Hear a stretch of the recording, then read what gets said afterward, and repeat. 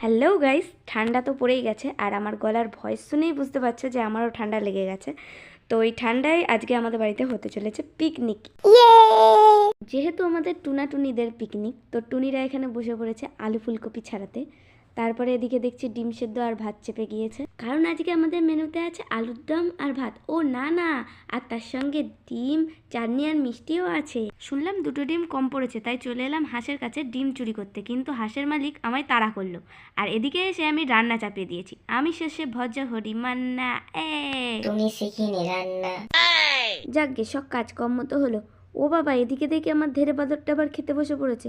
যাকগে, আমার ধেড়ে বাদরটা খেতে থাকুক আর তোমরা আমাদের চ্যানেলটা সাবস্ক্রাইব করে দিও। বাই।